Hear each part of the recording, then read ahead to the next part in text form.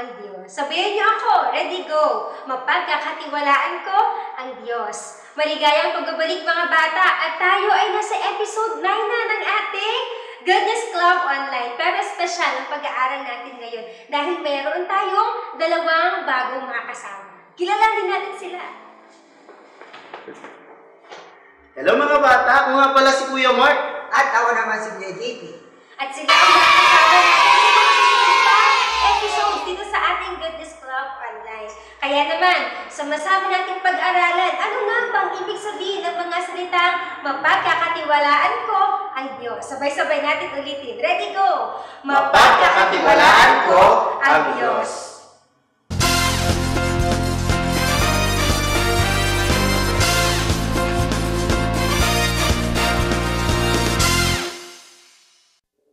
Ano ang mararamdaman mo kung mayroong magbigay sa iyo ng isang korona?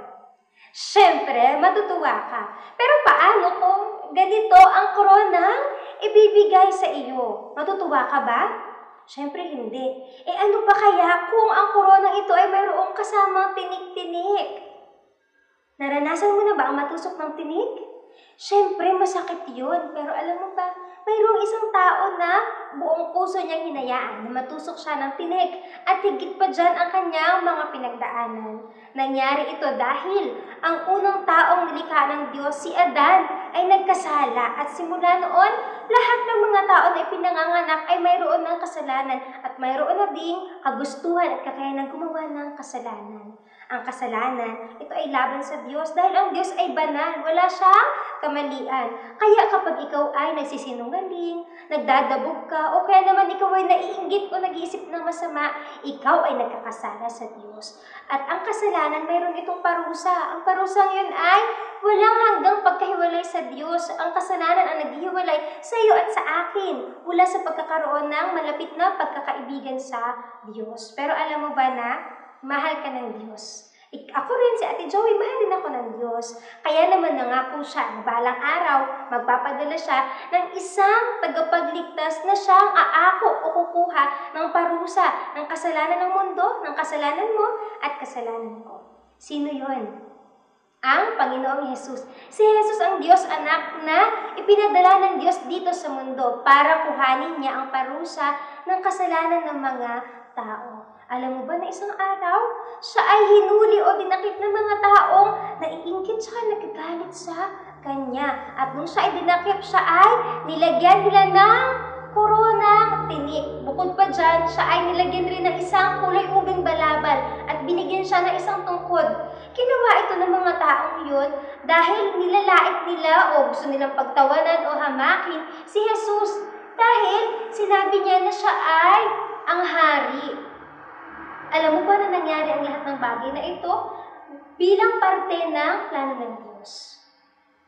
Bakit kaya niyaan ng Diyos na mangyari ito sa Panginoong Jesus? Yun ay dahil mahal ng Diyos ang lahat ng tao. Ikaw at ako ay mahal ng Diyos. At nais niya na magkaroon tayo ng malapit na pagkakaibigan sa Diyos. Mahal ng Diyos ang kanyang anak, si Jesus. Pero alam mo ba na, minamahal din ng Diyos ang lahat ng taong nasa mundo. Nandoon din ikaw at ako. Basahin natin mula sa Biblia. Sinasabi sa aklat ng Roma 5:8, ngunit ipinadama ng Diyos ang kanyang pag-ibig sa atin nang mamatay si Kristo para sa atin noong tayo'y makasalanan pa. Kahit nakagagawa tayo ng kasalanan at ng mga bagay na laban sa Diyos, minamahal pa rin tayo ng Diyos. At alam mo ba na ang pagmamahal na yun ay pinatunayan ng Diyos na si Jesus ay mamatay. Mamatay sa krus. Alam mo ba ang nangyari sa Kanya? Ang Kanyang mga kamay at mga paa ay ipinako sa krus. At doon, pinagdusahan niya ang parusa ng iyo at aking mga kasalanan. Alam ba na ang nangyari sa Panginoong Yesus? Yun ang parusa sa mga taong makakasalanan noong panahon nila. Ang tanong, may kasalanan ba ang Panginoong Yesus? Tama ang iniisip mo, wala siyang kasalanan. Pero, bakit nangyari yon? Basahin natin mula sa Biblia. Sapagkat ibinigay ko sa inyo itong pinakamahalagang katuruan na tinanggap ko rin. Si Kristo ay namatay dahil sa ating mga kasalanan. Bilang katuparan sa sinasabi sa kasulatan, inilibing siya at muling nabuhay sa ikatlong araw ayon din sa kasulatan. Alam mo ba na kahit namatay ang Panginoong Hesus, ang magandang balita, siya ay muling nabuhay. At nasaan siya ngayon? Siya ay nasa langit, naghahari sa atin na naririto na sa lupa. Nangyari yon para ipakita ng Diyos kung gaano niya kamahal ikaw at ako. At nais niya na balang araw ay makasama tayo doon sa buhay na walang hanggan, doon sa langit. At gayon na lamang ang pag-ibig ng Diyos para sa iyo at para sa akin, na ipinadala niya si Jesus, ang kanyang nag-iisang anak, para akuin ang parusa ng ating mga kasalanan. Yan ay bahagi ng magandang plano ng Diyos. At dahil sa ginawa ni Jesus, ikaw at ako ay maaari nang mapatawad sa ating mga kasalanan.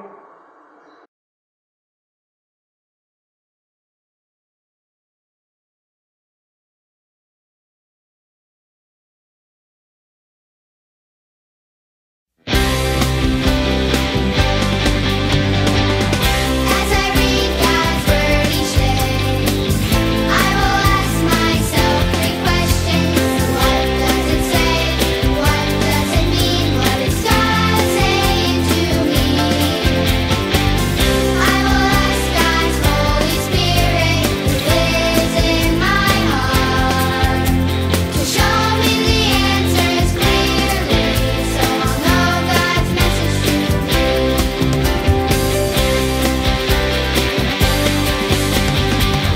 As I read God's word each day, I will ask myself 3 questions. What does it say? What does it mean? What is God saying to me? I will ask God's Holy Spirit who lives in my heart to show me the answers clearly, so I'll know God's message to me.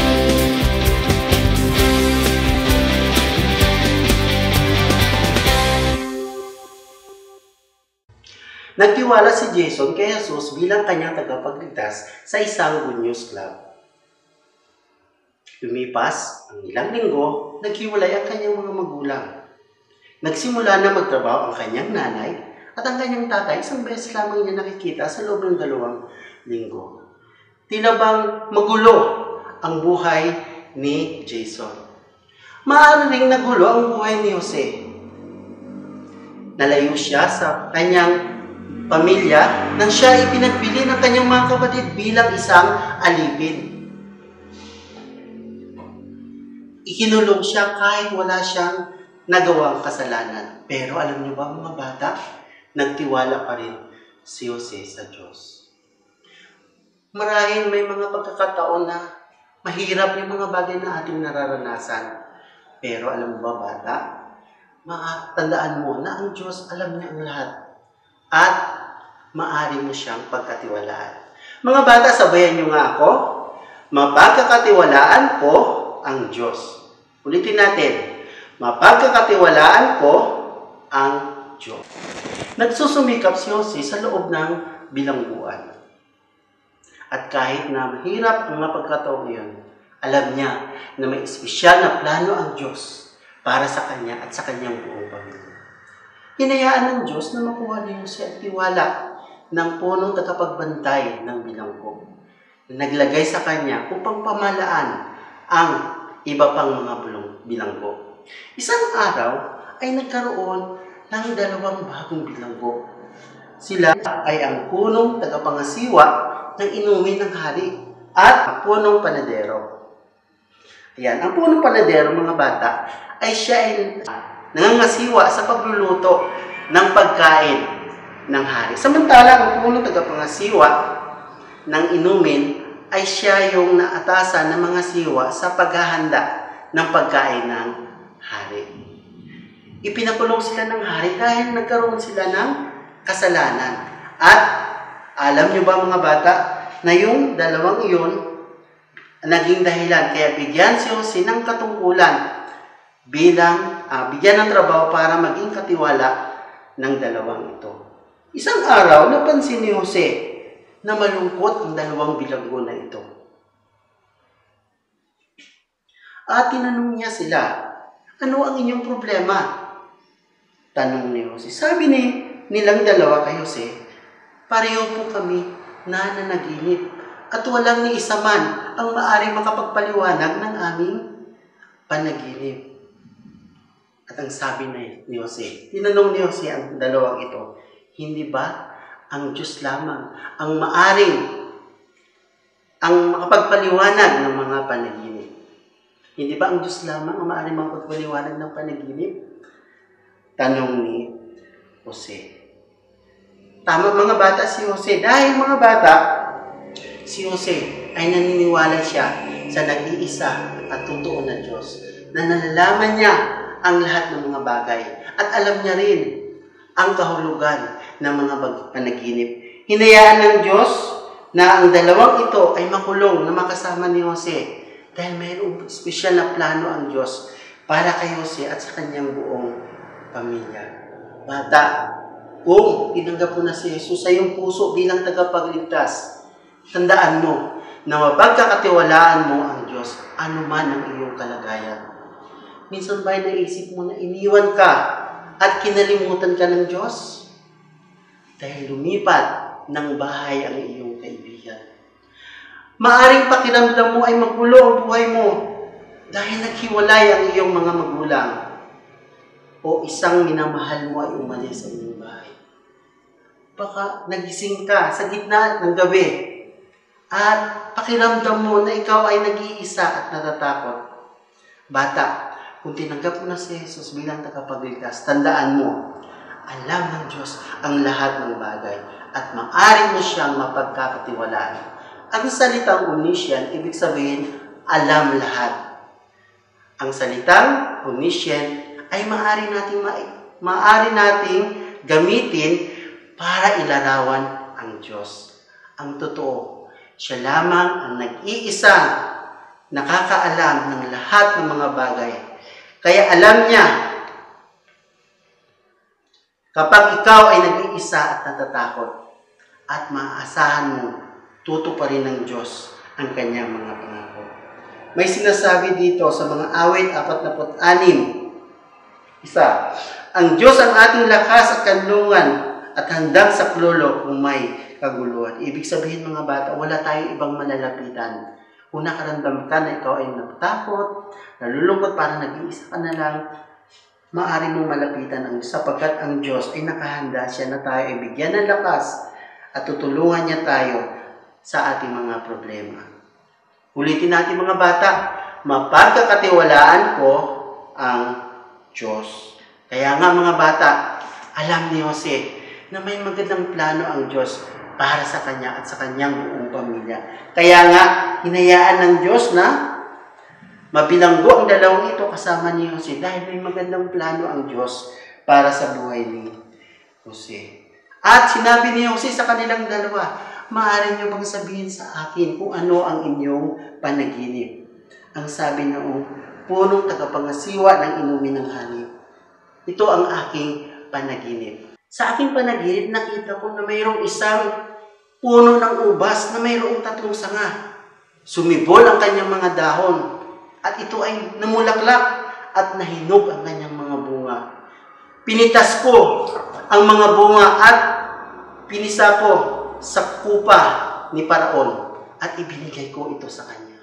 At alam niyo ba mga bata, na ipinahayag ng Diyos ang kahulugan ng panaginip na ito kay Jose. At sinabi niya, ang ibig sabihin ng 3 sanga ay 3 araw. Sa loob ng 3 araw ay ipatatawag ka ni Haring Paraon at ikaw ay patatawarin at ibabalik ka sa dati mong tungkulin.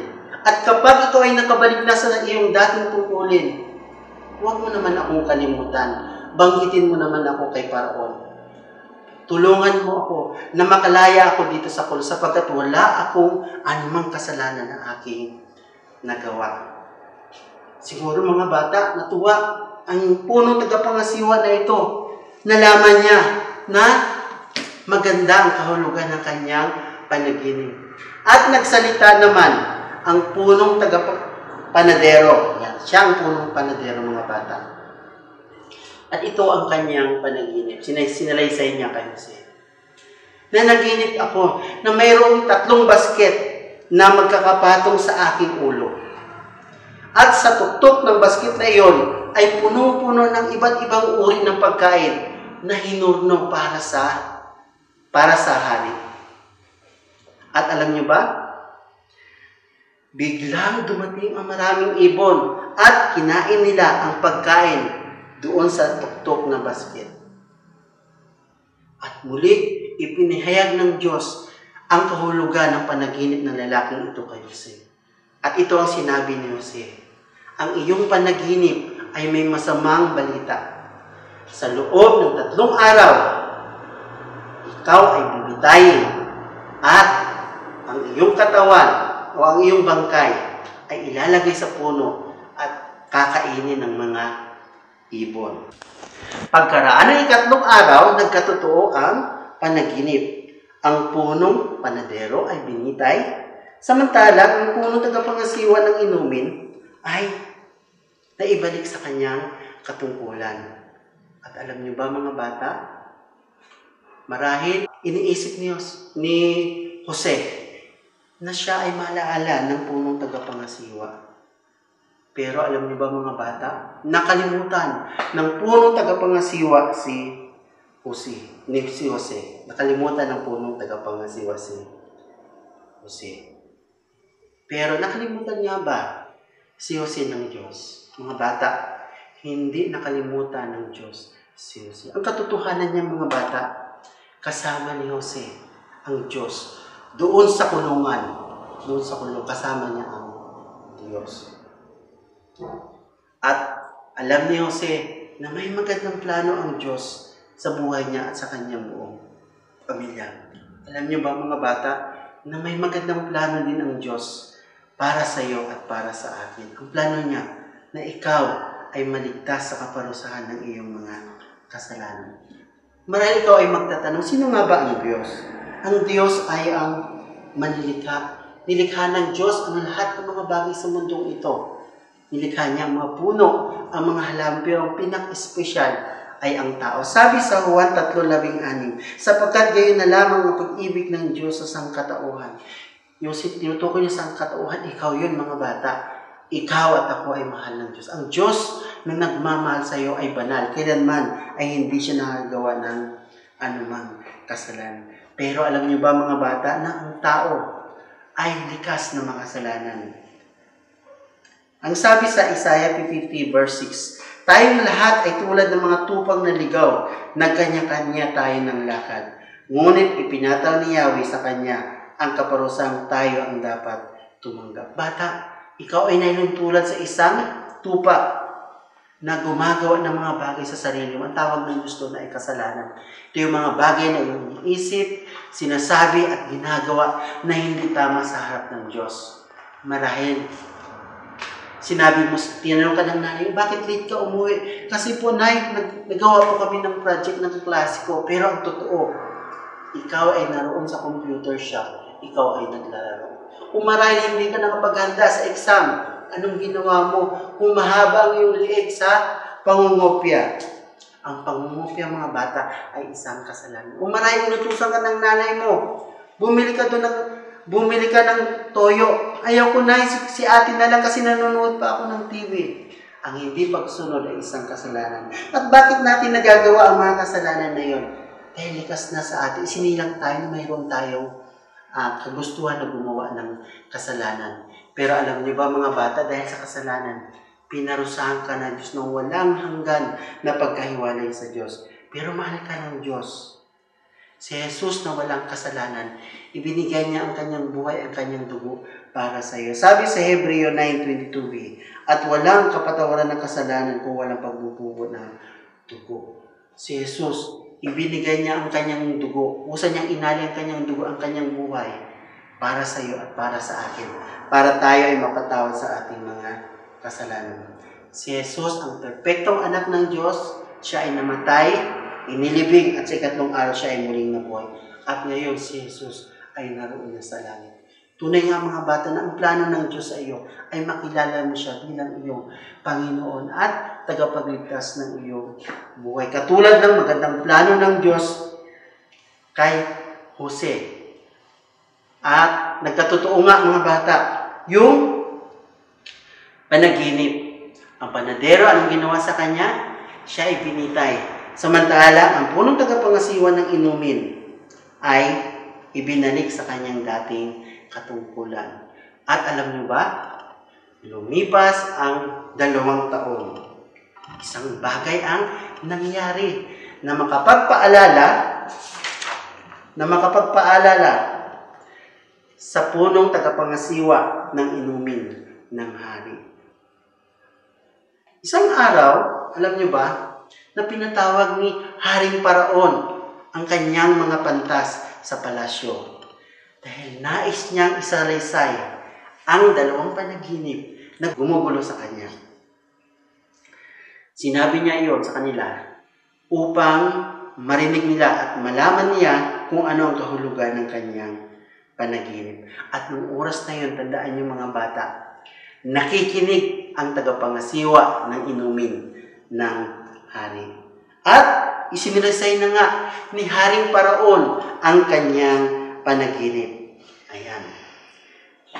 Nanaginip ako, sabi ni Haring Paraon, na ako ay nakatayo sa pangpang ng ilog Nilo. At nakita ko na umahon ang 7 matatabang baka na kumakain ng damo.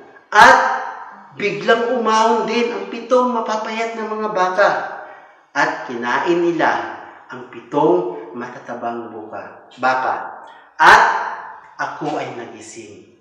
Muli akong natulog at nanaginip ako na mayroong 7 matatabang uhay na sa puno ng trigo. At biglang sumibol ang 7 papayat at pangit na uhay. At dahil sa malakas na hangin, kinain nila ang 7 matatabang uhay. At ako ay nagising. Sabihin niyo sa akin kung ano ang kahulugan ng aking panaginip. Marahil nag-usap-usap ang mga pantas na ito, pero wala sa kanila ang maaring magpapaliwanag ng kanyang panaginip. At alam niyo ba mga bata, lumapit ang tagapangasiwa ng inumin ng hari. At sinabi niya, "Kamahalan, malaki po ang aking pagkukulang. Noong kami po ay ipinakulong ninyo kasama ng punong panadero, kapwa po kami na naginip at may isang lalaking Hebreo ang nagpaliwanag ng aming panaginip. Sinabi niya, nasa loob ng 3 araw, ang punong panadero ay bibitahin at ako ay babalik sa aking trabaho, sa dati kong tungkulin." At kamahalan, nagkatotoo po ang kanyang sinabi. Nagkatotoo po ang panaginip. Kaya mga bata, pinatawag ni Haring Paraon si Jose at iharap sa kanya. Bago iniharap si Jose mga bata, nag-aahit muna si Jose. At anong ginawa ni Jose? Siya ay nagsuot ng magandang kasuotan at siya ay humarap kay Haring Paraon. At sinabi ni Haring Paraon, "Napag-alaman ko na ikaw ay nakakaunawa at nakapagpaliwanag ng anumang panaginip." At sinabi niya na ako ay nanaginip pero wala ni isa man sa aking mga pantas ang nakapagpaliwanag ng aking panaginip. Sinabi ni Jose, "Kamahalan, ang Diyos lamang po ang makapagpaliwanag ng inyong panaginip. Kaya sabihin niyo, kamahalan, kung ano ang inyong panaginip." So, sinalisay muli ni Haring Paraon ang kanyang panaginip. Sa kanyang panaginip, mayroong 7 mga matatabang baka ang umahon sa ilog Nilo. At umahon din ang 7 mapapayat na mga baka at kinain nila ang 7 matatabang baka. At muli siyang nanaginip na mayroong 7 uhay sa isang puno ng trigo. At sumibol ang 7 pangit at mapapayat na uhay at kanilang kinain ang 7 matatabang uhay. Ngayon, Jose, ipaliwanag mo sa akin kung ano ang kahulugan ng aking panaginip. At mga bata, alam niyo ba kung ano ang ginawa ng Diyos? Muli, pinahayag ng Diyos kay Jose ang kahulugan ng panaginip ni Haring Paraon. At ito ang sinabi ni Jose. Ang 7 baka kamahalan at ang 7 matatabang uhay, 7 matatabang baka at 7 matatabang uhay ay ibig sabihin 7 taong kasaganaan. Ang buong Ehipto ay makakaranas ng 7 taong kasaganaan. Ang 7 mapapayat na baka at 7 pangit at mapapayat na mga uhay ay ibig sabihin magkakaroon ng 7 taong kagutuman. So, ibig sabihin, sa loob ng 7 taon, mararanasan ng buong Ehipto, bayan ng Ehipto, ng kasaganaan. Sapat ang mga pagkain, lahat ay magkakaroon. Kaya lang, kailangan natin mag-impok, kailangan natin itipunin ang bawat bahagi ng ani para pag dumating yung 7 taong kasaganaan, ay sapat ang pagkain ng mga tao sa Ehipto. Mga bata, ipinahayag ng Diyos kay Jose kung ano ang mangyayari kahit sa hinaharap para mahalaman ni Haring Paraon ang tungkol sa plano ng Diyos. Mga bata, ano kaya yung nararamdaman ni Paraon nang marinig niya yun? Nagkaroon siya ng pag-alala dahil nga mayroong kagutuman ang mangyayari sa bayan ng Ehipto. Kaya sabi niyo si mga bata, pareho lamang po ang inyong panaginip. Sinasabi ito ng Diyos sa iyo, sapagkat malapit na ito magaganap ang mangyayari. Tunay nga mga bata, na may plano ang Diyos kay Jose at sa kanyang buong pamilya. Hinayaan ng Diyos na sabihin kay Jose ang mangyayari sa hinaharap para ipaalam kay Haring Paraon na kailangan nilang maghanda, kailangan nilang paghandaan ang mangyayari sa hinaharap. Alam niyo ba, bata, kung tinanggap mo na si Jesus bilang Panginoon, tagapagligtas ng iyo, alalahanin mo na alam ng Diyos ang lahat tuwing ikaw ay nahihirapan. Kung ang kaibigan mo ay lumipat ng bahay at pakiramdam mo ay malungkot ka at naghiwalay ang iyong mga magulang at sobrang kang nahihirapan, anong gagawin mo? Bata, maaari kang manalangin. Ikaw ay manalangin. Hilingin mo sa Kanya na bigyan ka ng bagong kaibigan na tutulong sa iyo para makilala mo ang Diyos. Maaari kang magtanong sa Diyos kung ano ang gagawin mo sa isang mahirap na pagkakataon at magtiwala ka na Siya ay sasagot sa iyo. Kung pakiramdam mo nag-iisa ka at iniwan ka ng Diyos, bata, maaari mong sabihin yung ating talata na sinauli sa Josue 1:9. Tandaan mo ang bilin ko, magpakatatag ka, at lakasan mo ang iyong loob. Huwag kang matakot, mawawalan ng pag-asa, sapagkat ako si Yahweh na iyong Diyos ay kasama mo saan ka magpunta. Pangako ng Diyos na kasama mo siya, ano man yung mga bagay na iyong pinagdadaanan. Alam ng Diyos ang pinagdaanan dahil alam ng Diyos ang lahat ng bagay at maaari mo siyang mapagkakatiwalaan. Sabayan niyo ako muli mga bata. Mapagkakatiwalaan ko ang Diyos. Mapagkakatiwalaan ko ang Diyos. Dahil alam ng Diyos ang lahat ng bagay. Alam niya rin yung plano ng Diyos. Alam niya kung ano yung plano niya kay Jose at sa kanyang buong pamilya. Kaya nga, sinabi ni Jose kay Paraon, kamahalan, pumili po kayo ng isang tao na puno ng karunungan at gawin mo siyang tagapamahala sa buong Ehipto. Sa buong Ehipto. So palagay nyo kaya mga bata, sino kaya ang pipiliin ni Paraon para maging tagapamahala sa Ehipto? Kung si Jose ang iyong sagot, tama ka bata. Si Jose ang pinili ni Paraon para maging tagapamahala sa buong Ehipto. Sa buong Ehipto. Ibinigay ni Paraon ang kanyang singsing kay Jose. Tanda ng kapangyarihan. Nangangahulugan kung ano man ang gagawin ni Jose, sabihin, gayon din ang gagawin ni Paraon. At sinuutan siya ng magarang kasuotan. Nagpapatunay lamang na si Jose ay gobernador na ng Ehipto. At binigyan si Jose ng karwahe at kabayo. Yan, karwahe at kabayo.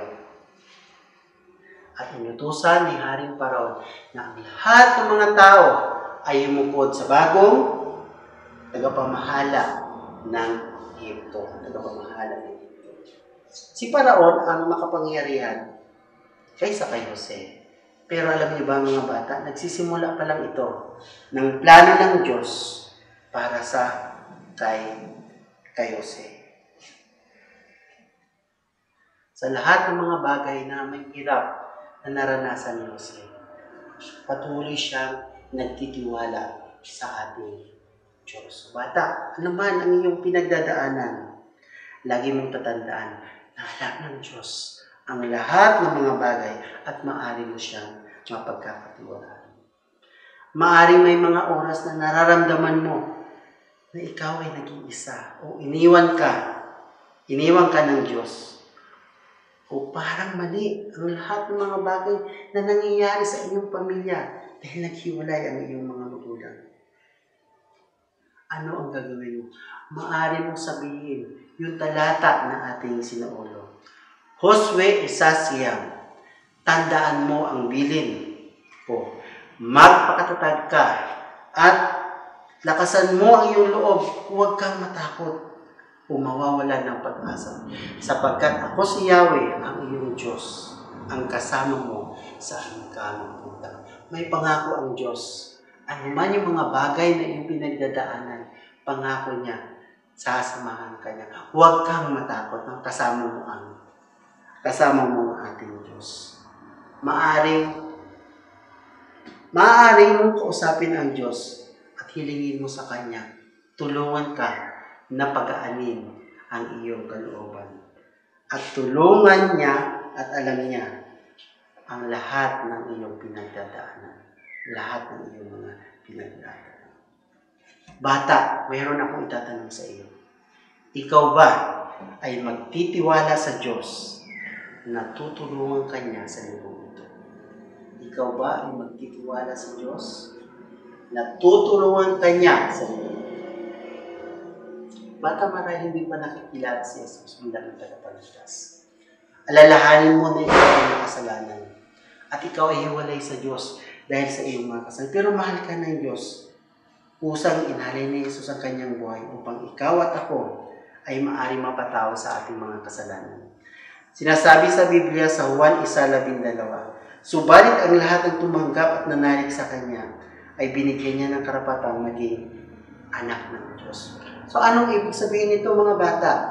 Kung ikaw ay naniniwala na si Jesus ay namatay sa puso ng muling nabuhay at tatanggipin mo siya sa puso mo bilang tagapagligtas, ikaw, kondisyon niya o ang pangako niya, ikaw ay bibigyan niya ng karapatang maging anak ng Diyos. Bata, tatanungin kita, kung nais mo ba na tanggapin si Jesus, paniwalaan sa tanggapin siya sa iyong puso bilang iyong tagapagligtas. Kung nais mong tanggapin siya sa iyong puso, maaari mong sabihin ang panalangin ito.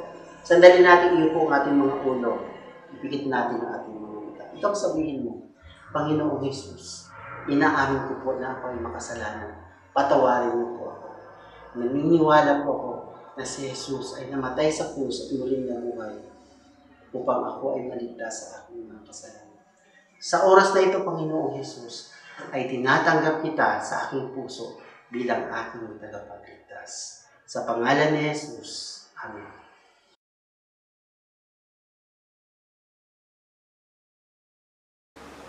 Nakakatakot ang magpunta sa isang bagong lugar o sumubok ng mga bagong bagay. Mayroon bang lugar na nakakatakot para sa iyo? Ang kagubatan, halimbawa, ay isang nakakatakot na lugar kung ikaw ay mag-isa lang sa gubat at hindi mo alam kung saan ka pupunta. Sa talata na ating aaralin ngayon, nangako ang Diyos sa lahat na naniniwala sa Kanya. Sinasabi niya sa atin na saan man tayo magpunta ay tutulungan niya tayong maging malakas at matatag. Babasahin ko mula sa Biblia ang ating talata. Josue 1:9. Tandaan mo ang bilin ko. Magpakatatag ka at lakasan mo ang iyong loob. Huwag kang matatakot o mawawalan ng pag-asa, sapagkat akong si Yahweh na iyong Diyos ay kasama mo saan ka man magpunta. Ito ay isang napakagandang pangako na ibinigay ng Diyos sa kanyang bayan.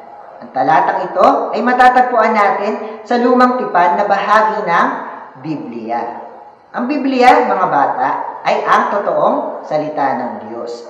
At ang salita ng Diyos ay binago ang buhay ng mga tao sa lumang tipan. At patuloy na binabago ang mga buhay ngayon. Ang sabi sa ating memory verse, sa Josue 1:9, tandaan mo ang bilin ko. Magpakatatag ka at lakasan mo ang iyong loob. Huwag kang matatakot. Sinasabi ng Panginoon sa kanyang bayan na magtiwala sa Kanya. Huwag matatakot at maging matapang. O mawawala ng pag-asa. Ang ibig sabihin ng mawala ng pag-asa ay panghinaan ng loob, malungkot o tuluyang sumuko. Pero ang mga napabilang na sa Diyos ay hindi dapat panghinaan ng loob o sumuko. Sasagutin na kasunod na bahagi ng ating memory verse kung bakit. Sapagkat akong si Yahweh na iyong Diyos ay kasama mo saan ka man magpunta. Kaya wala kang dahilan para matakot dahil ang Diyos ay kasama mo. Kung naniniwala ka na kay Jesus, pinapangako ng Diyos na lagi kang sasamahan saan ka man magpunta. Kung may mga pagkakataon na ikaw ay nalulungkot, alalahanin mo lang ang talatang ito. At tutulungan ka nitong sundin ang utos ng Diyos na huwag matakot o mawalan ng pag-asa. Hilingin mo sa Diyos na tulungan kang magpakatatag at lumakas ang loob, kahit pa sa mga mahihirap na bagay. Habang binibigyan ka rin niya ng lakas na mamuhay ng kasiyasiya para sa Kanya. Kung hindi ka pa nagtiwala kay Jesus, inihihiwalay ka ng kasalanan mo mula sa Diyos. At hindi mo siya kasama para tulungan ka saan ka man magpunta. Ngunit, handa siyang patawarin ka at maging iyong Diyos sa oras na maniwala ka sa Kanya. At maaari kang maniwala sa Kanya ngayon. At para makabisado natin ang ating memory verse, sasamahan tayo ni Kuya Jelo. Ayan. Simple lang ang ating gagawin, mga bata. Meron ako ditong go and stop sign. Babasahin namin ang memory verse. At kapag ipinakita ko ang go sign, kayo ay sasabay sa amin sa pagbabasa. Kapag ipinakita ko naman ang stop sign, kayo muna ay hihinto sa pagbabasa at kami ang magpapatuloy. At kapag ipinakita ko muli ang go sign, muli kayo sasabay sa amin sa pagbabasa. Okay ba yun? Okay, simulan natin yung pagbabasa. Josue 1:9. Tandaan mo ang bilin ko. Magpakatatag ka at lakasan mo ang iyong loob. Huwag kang matatakot o mawawalan ng pag-asa, sapagkat akong si Yahweh na iyong Diyos ay kasama mo saan ka man magpunta. Josue 1:9. Josue 1:9. Tandaan mo ang bilin ko. Magpakatatag ka at lakasan mo ang iyong loob. Huwag kang matatakot o mawawalan ng pag-asa, sapagkat akong si Yahweh na iyong Diyos ay kasama mo saan ka man magpunta. Josue 1:9. Josue 1:9. Tandaan mo ang bilin ko. Magpakatatag ka at lakasan mo ang iyong loob. Huwag kang matatakot o mawawalan ng pag-asa, sapagkat akong si Yahweh na iyong Diyos, kasama mo saan ka man magpunta. Josue 1:9. Ngayon naman mga bata, ang gagawin natin, kapag ipinakita ko ang bosay, sasabay kayo sa akin sa pagbabasa ng memory verse. Habang si Kuya Jello naman ang hihinto sa pagbabasa. At kapag pinakita ko naman ang stop sign, ay titigil ako sa pagbabasa. Titigil tayo. Habang si Kuya Jello naman ang magpapatuloy sa pagbabasa. Okay ba yun? Okay, sige. Simulan natin. Sabayan niyo ako ha. Josue 1:9. Tandaan mo ang bilin ko. Magpakatatag ka at lakasan mo ang iyong loob.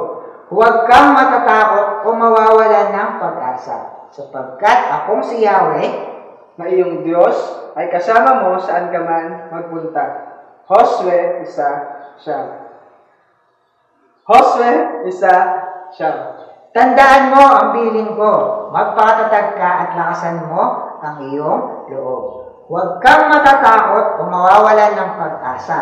Sapagkat akong si Yahweh na iyong Diyos ay kasama mo saan ka man magpunta. Josue 1:9. Josue 1:9. Tandaan mo ang bilin ko. Magpakatatag ka at lakasan mo ang iyong loob. Huwag kang matatakot o mawawalan ng pag-asa. Sapagkat akong si Yahweh na iyong Diyos ay kasama mo saan ka man magpunta. Josue 1:9. Ayan. Ngayon naman mga bata ay sabay-sabay natin basahin sa huling pagkakataon yung ating memory verse. 1, 2, 3, go! Josue 1:9. Tandaan mo ang bilin ko. Magpakatatag ka at lakasan mo ang iyong loob. Huwag kang matatakot o mawawalan ng pag-asa. Sapagkat akong si Yahweh na iyong Diyos ay kasama mo saan ka man magpunta. Josue 1:9. Ayan, very good mga bata. Ngayon, palakpakan natin ang ating mga sarili. Yay!